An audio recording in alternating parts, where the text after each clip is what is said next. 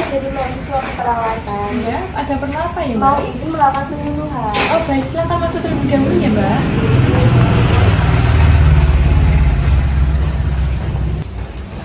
Baik, Mbak, silakan duduk.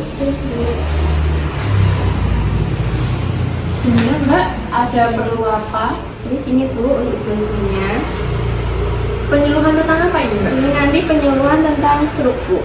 Oh, stroke. Jadi di sini saya mau izin untuk melakukan bersama teman-teman saya untuk melakukan penyuluhan mengenai stroke kepada warga di Desa Kalang. Untuk acaranya itu seperti apa ya, Mbak?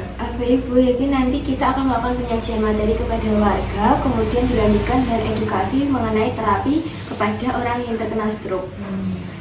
Untuk pelaksanaannya nanti akan dilaksanakan dari apa ya, Mbak? Untuk pelaksanaannya nanti dilakukan besok Bu sekitar jam 9, kemungkinan nanti di balai desa. Oh iya, benar. Untuk itu apakah Ibu berkenan? Iya, berkenan, Mbak. Baik, nanti saya akan menginfo ke teman-teman saya.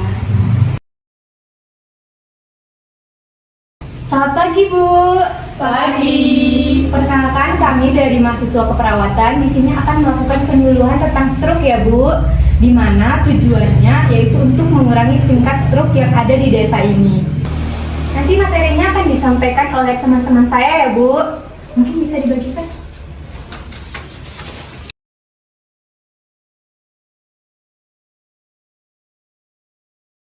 Di sini ada yang tahu nggak Bu stroke itu apa? Belum tahu ya Bu. Jadi stroke itu adalah kondisi kehilangan fungsi otak secara mendadak akibat gangguan peredaran darah di otak. Untuk penyebab terjadinya stroke, yang pertama penurunan aliran darah ke otak. Yang kedua, pecahnya pembuluh darah otak dengan perdarahan ke dalam jaringan otak atau ruang sekitar otak. Yang ketiga, bekuan darah di dalam pembuluh darah otak. Selanjutnya akan dijelaskan oleh rekan saya ya Ibu-ibu. Baik Bu, adapun yang harus diperhatikan seperti tanda dan gejala penyakit stroke. Yang pertama, nyeri kepala atau pusing. Yang kedua, badan terasa lemas di bagian tangan dan kaki. Yang ketiga, kesemutan. 4, gangguan berbicara atau bicaranya error. Yang kelima, kelainan pada ekspresi wajah, misalnya mulutnya mencong. Yang keenam, penglihatan gelap sesaat atau penglihatan ganda. Yang ketujuh, telinganya berdenging. Kedelapan, penurunan kesadaran. Kesembilan, muntah. 10, tekanan darah yang tinggi. Baik, untuk selanjutnya yaitu faktor risiko terjadinya stroke. Yang pertama itu usianya lebih dari 65 tahun. Yang kedua, jenis kelamin. Nah, stroke ini sering terjadi pada pria. Jadi yang suaminya atau siapanya yang laki-laki itu perlu diperhatikan. Terus yang ketiga yaitu keturunan. Terus yang keempat, riwayat penyakit sebelumnya seperti darah tinggi, jantung, ataupun kencing manis. Selanjutnya yaitu obesitas. Yang keenam, yang merokok. Yang ketujuh, alkoholik. Yang kedelapan, kolesterol yang tinggi. Terus selanjutnya, apabila sudah terjadi stroke, maka akan terjadi komplikasi. Nah, komplikasi apa yang kemungkinan akan terjadi? Yang pertama yaitu perdarahan otak semakin berat. Yang kedua, kepala membesar. Yang ketiga, kejang. Yang keempat, radang paru-paru. Yang kelima, luka akibat penekanan. Dan yang terakhir adalah kekakuan sendi.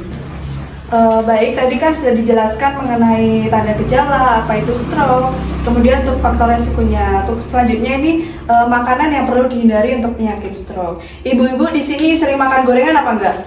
Sering. Nah, itu perlu dihindari Bu. Kemudian siapa yang di sini kalau masak sering keasinan atau garamnya lebih banyak?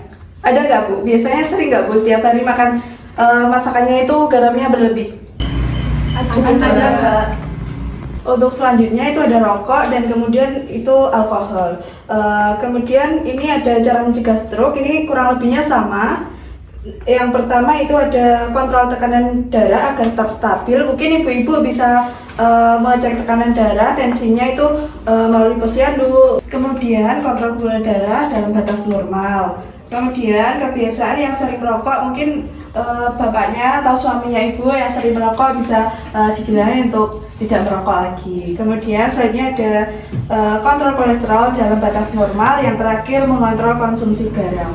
Untuk selanjutnya bisa dijelaskan oleh rekan saya. Ibu-ibu, dan yang perlu kita perhatikan ini adalah bagian terakhir. Bagian terakhir ini adalah bagian yang sangat penting, yaitu kita harus menjaga lingkungan rumah kita. Kita harus melihat anggota keluarga kita apakah terlihat sehat atau tidak sehat. Dan ketika kita melihat faktor atau gejalanya sudah timbul, segera bawa ke rumah sakit atau posyandu terdekat ya, untuk memperhatikan apakah keluarga kita aman dan jauh dari bahaya. Dan selanjutnya kita perlu selalu berkonsultasi dengan pihak medis untuk mengetahui bagaimana tekanan darah kita, apakah ada penyakit bawaan seperti stroke tersebut yang menyebabkan banyaknya gangguan dalam tubuh kita. Apakah dimengerti, Bu?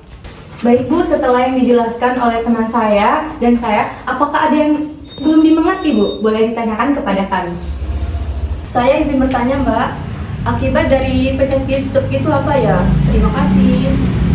Baik, terima kasih Ibu untuk pertanyaannya. Jadi seperti yang sudah saya jelaskan tadi, stroke nanti akan terjadi komplikasi. Nah, komplikasi apa saja yang akan terjadi? Yang pertama yaitu perdarahan otak yang semakin berat, yang kedua hidrosefalus atau kepalanya membesar, yang ketiga terjadi kejang, radang paru-paru, luka akibat penekanan, dan kerapuhan sendi.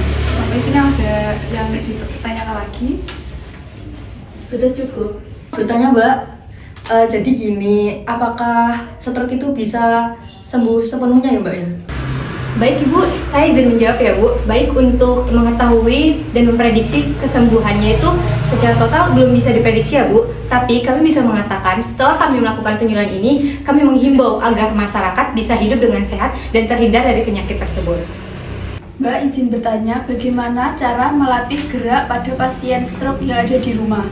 Baik Ibu, terima kasih atas pertanyaannya. Nanti bisa diperagakan arti gerakan stroke oleh rekan saya. Ibu, di sini kita akan melakukan peragaan untuk cara pencegahan stroke. Tolong diikuti ya Ibu. Iya, Mbak. Pertama, tangan seperti ini.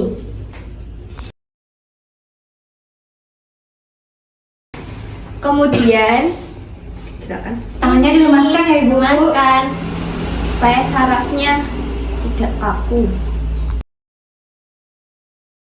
Seperti ini Bu. Dan sebaliknya. Setelahnya seperti ini. Dan sebaliknya. Lalu diteruskan seperti ini. Untuk setelahnya gerakan di pundak ya Bu, seperti ini. Dan sebaliknya. Dan ini merupakan gerakan yang sangat penting dan bisa Ibu lakukan setiap hari di pagi hari dan sebagai olahraga tambahan ya Bu, agar menghindari penyakit stroke. Baik Ibu, begitulah gambaran penyuluhan penyakit stroke yang telah kami sampaikan. Terima kasih atas antusiasnya. Wassalamualaikum warahmatullahi wabarakatuh.